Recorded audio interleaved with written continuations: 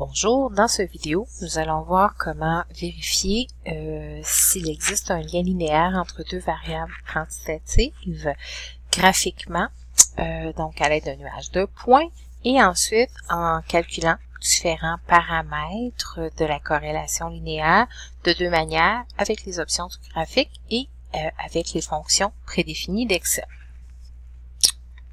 Alors, nous avons deux variables, la variable indépendante qui est le taux de mortalité infantile de différents pays du monde en 2014 et nous voulons vérifier s'il existe un lien avec la variable dépendante qui est l'espérance de vie à la naissance. Pour représenter graphiquement, pour tracer le nuage de points, on va y aller en insérant pour commencer un nuage de points vide. Donc, je clique dans une cellule qui est vide, je vais dans le ruban Insertion et dans les différents graphiques qui me sont offerts, je vais choisir le nuage de points. Il est important de prendre le nuage de points pour lequel les points ne sont ni reliés par des courbes, ni reliés par des segments de droite. Donc, on prend celui où il n'y a que des points. Alors, nous avons un nuage de points qui n'apparaît pas, c'est normal parce qu'il n'y a aucune donnée qui ont été sélectionnées. Alors, on va dans l'option création de graphique. On vient sélectionner l'icône sélectionner des données. C'est la troisième à partir de la droite. Et là, présentement, il n'y a aucune série de données qui est définie. Alors, on appuie sur le plus pour activer la première série. Si on en avait plusieurs ici dans la zone de nom, on viendrait écrire à quelle série que ça correspond. Ça pourrait être une année, ça pourrait être le sexe si c'était pour les hommes et les femmes, etc. Donc ici, on a une seule série de données. Alors, on n'inscrit absolument rien dans la cellule nom. Pour les valeurs de X, on va aller sélectionner notre variable indépendante. Donc, la variable indépendante, c'est le taux de mortalité infantile. J'appuie sur la flèche rouge pour me ramener à ma feuille. Taux de mortalité infantile. Je viens sélectionner la dizaine de données. Je reviens ensuite et je fais la même chose pour les Y. Donc, je vais venir sélectionner les espérances de vie à la naissance. Donc, les valeurs pour ma variable dépendent. Quand ça c'est terminé, j'appuie sur OK et on voit apparaître les points. Maintenant, on va mettre en forme le graphique, c'est-à-dire qu'on va ajouter les informations dont on aura besoin. J'ai donc ajouté les titres des axes, donc pour l'axe vertical, l'espérance de vie à la naissance, la variable indépendante, puis la variable dépendante, et sur l'axe horizontal, pour la variable indépendante, le taux de mortalité infantile en pourmille. On a le titre qui est surmonté de son numéro, donc ici figure 1, et finalement la source.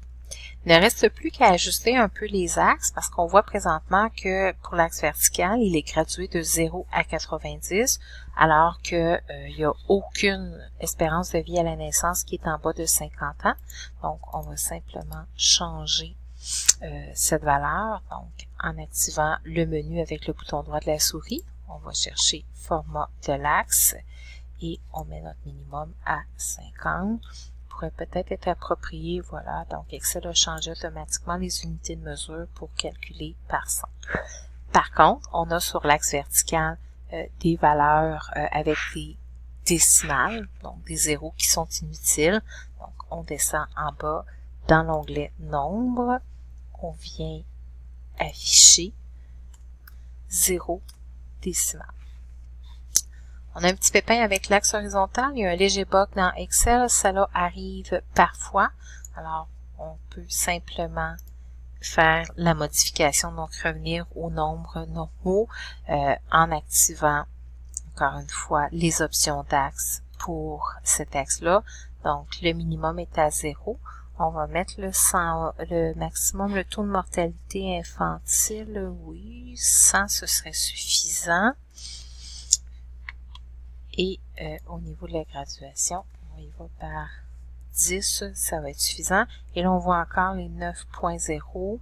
Pour ce faire, on le change à nombre ici. Présentement, il était personnalisé. On va sélectionner tout simplement nombre avec 0 décimal. Ça, c'est parfait. Donc, si on revient à notre graphique, ça convient tout à fait de 0 à 100 par bond de 10. Notre graphique est à toute fin pratique terminé. Ce qu'il nous reste à faire, c'est afficher la droite de régression, puis ainsi l'équation de la droite avec le coefficient de détermination. Donc, pour y parvenir, on clique sur notre graphique pour l'activer. On vient dans le ruban Création de graphique pour aller ajouter un élément du graphique. Donc, on clique sur la première icône. Ensuite, on vient à l'avant-dernier élément du menu, courbe de tendance, et on va sélectionner les autres options de la courbe de tendance. Dans les options qui s'offrent à nous, on voit que on a différentes courbes possibles. Nous, on étudie la régression linéaire, donc on s'assure tout simplement que linéaire est bien coché. Si on fait de la régression avec une fonction exponentielle ou logarithmique ou polynomiale, donc on choisit selon nos besoins la courbe qui est appropriée. Il ne reste plus maintenant qu'afficher l'équation sur le graphique. Alors on coche dans le petit carré à gauche de cette expression et on fait la même chose pour afficher le coefficient de détermination. Je peux fermer le menu puis aller voir qu'est-ce que ça donne sur mon graphique. Donc je peux déplacer mon équation. Alors maintenant j'ai l'équation de ma droite de régression ainsi que la valeur du coefficient de détermination. Allons compléter le tableau qui est sous le graphique. Donc, on peut voir qu'il y a 2 colonnes. On va venir compléter la seconde. Alors, avec les options du graphique, qu'est-ce qu'on a trouvé? On a le coefficient de détermination R2. Donc, on peut l'entrer à la main, 0,849. C'est simplement de venir réécrire ce qu'on voit sur notre graphique. Le coefficient de détermination est un pourcentage. Donc, je vais changer le format de la cellule pour voir 84,9%. Ensuite, la pente, moins 0,2941. Et je vois aussi que l'ordonnée à l'origine vaut 80,051. L'équation est donc y qui est égale à moins 0,2941x plus 80,051. Le seul élément qu'on ne retrouve pas sur le graphique, c'est le coefficient de corrélation. Donc, le lien entre le coefficient de détermination et de corrélation, c'est simplement une racine carrée, donc égale.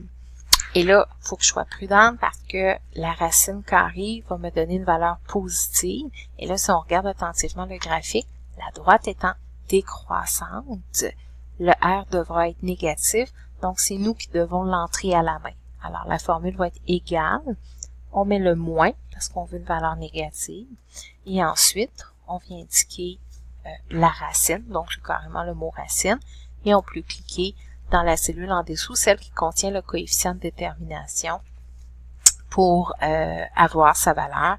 Il ne reste plus à fermer la parenthèse et à valider. Alors, on aurait un coefficient de corrélation très fort qui indique une corrélation qui est très forte, donc un coefficient de moins 0,9214.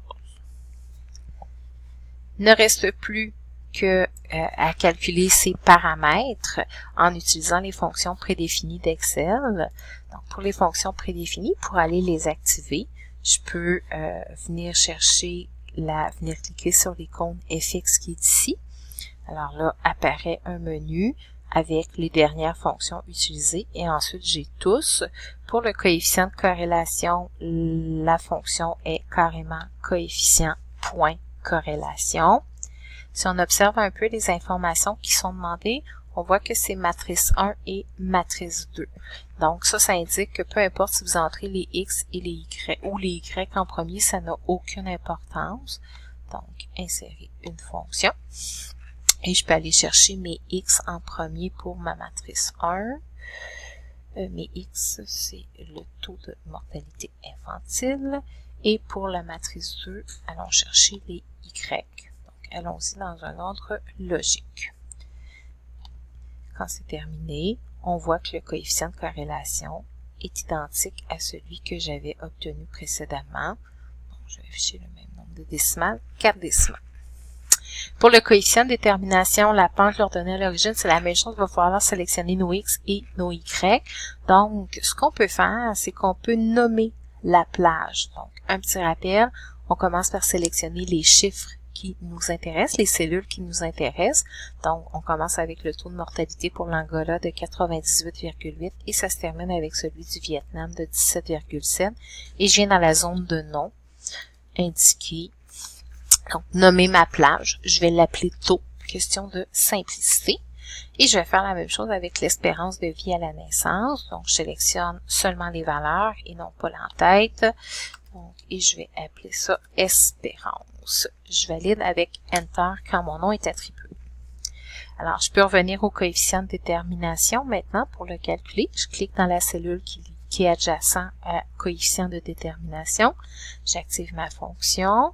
Donc, coefficient de détermination, la fonction s'appelle coefficient point détermination. Et là, il va falloir porter attention. Pour le coefficient de détermination, la pente est l'ordonnée à l'origine.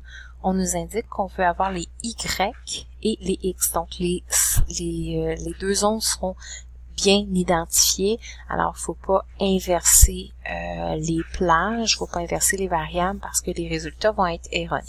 Donc, les Y, c'est l'espérance de vie. Donc, je peux entrer le mot espérance parce que c'est comme ça que j'ai nommé ma plage. Et mes X, c'était les taux de mortalité infantile. Donc, je peux écrire les taux. Puis, on voit ici, en même temps, là, que les cellules ont été sélectionnées.